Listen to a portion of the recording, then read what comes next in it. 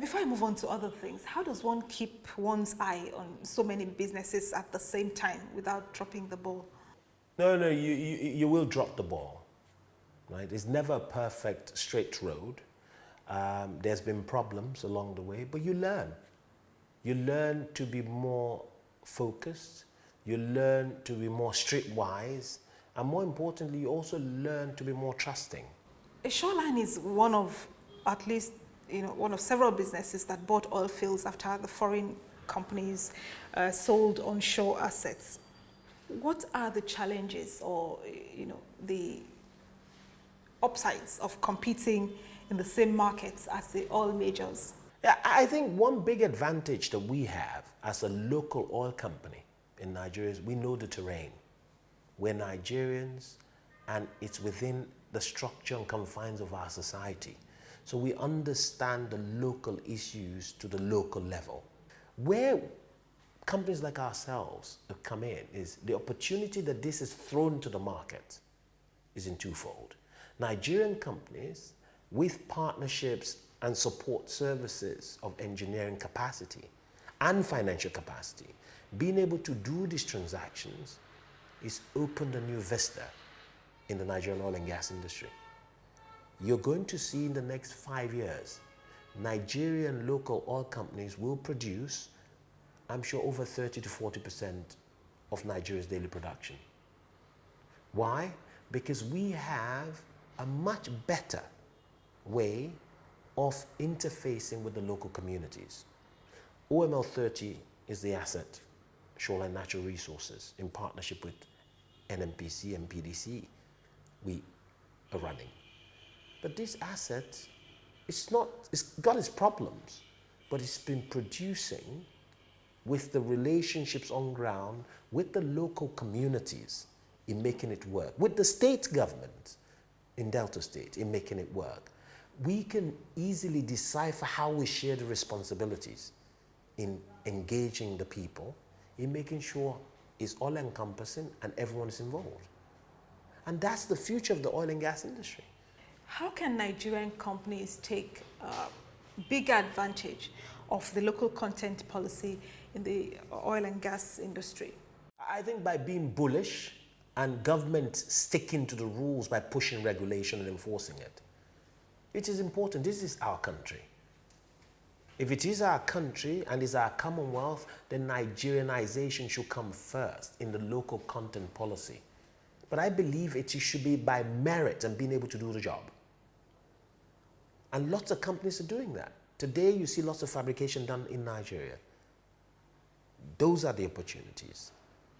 You see, there's a fundamental principle that as a Nigerian that we see and we understand. The global oil companies do not like breaking the law.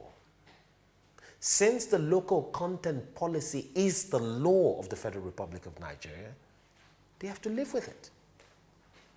So as a Nigerian company, we need to continue learning to energize our knowledge base, our skill base, to be certified that we can do the job.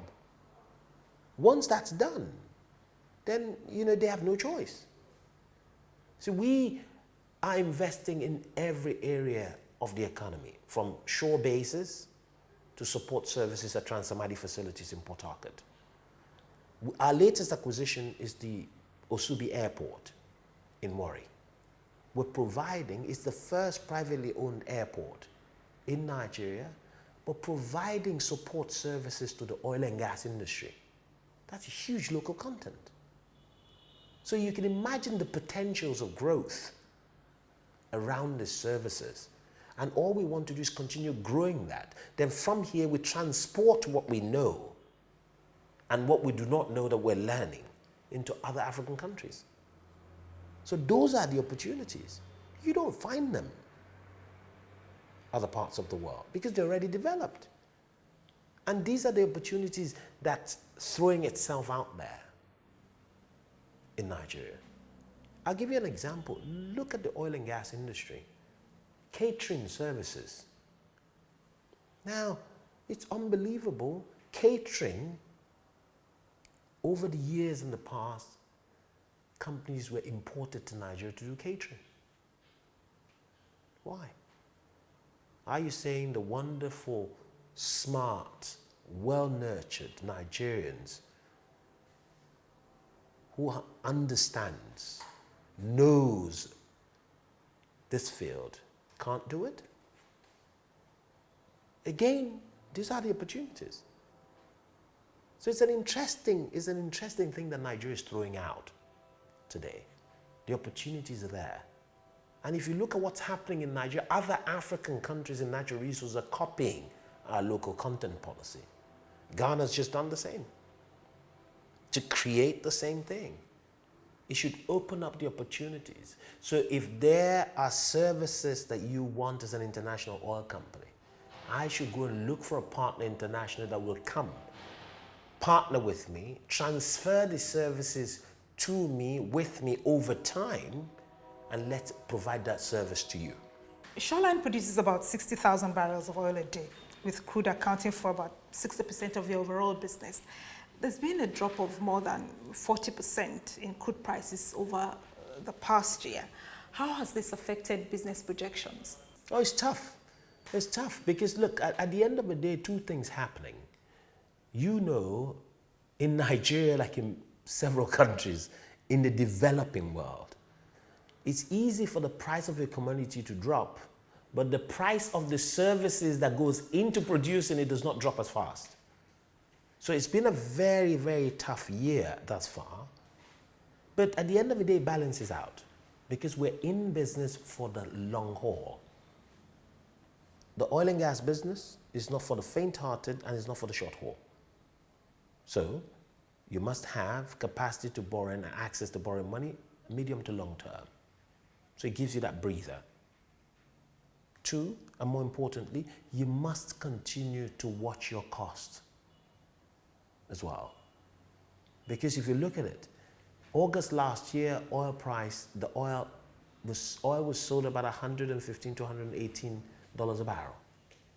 A year on, we're $53 a barrel. That's huge. Now, if you benchmark that, that's over 60%. Now, as the prices of my services that goes into the input gone down by 60%? No. The salaries of the engineers, has it gone down by 60%? No. So what that hits, it hits the bottom line.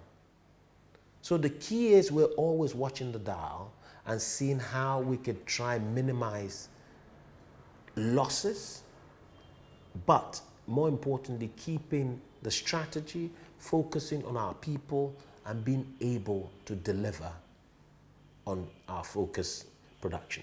Your company is also seeking to profit from an energy deficit in Nigeria and indeed Africa.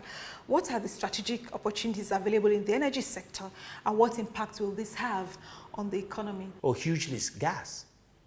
One area that I say to this government is, if the focus of government alone is on gas and gas infrastructure, they would have set Nigeria on the path of greatness forever. Just think about it. Nigeria is actually more of a gas country than an oil country. So what is missing is the infrastructure. So if government could build the gas infrastructure that goes around Nigeria, and the government has opened the gas market to a willing buyer, willing seller market, then companies like Shoreline on the production side will be able to produce its gas and pump into the pipelines. Then Nigeria will be a different country. Because with gas availability all over Nigeria, it tells you the power plants will work. You can go and build more power plants. Gas could even be fed through into homes for cooking. Industrial growth, because the cost of power will just be very, very low. That would be an amazing, amazing upswing for Nigeria. It's time for another quick break. I ask that you please stay with us.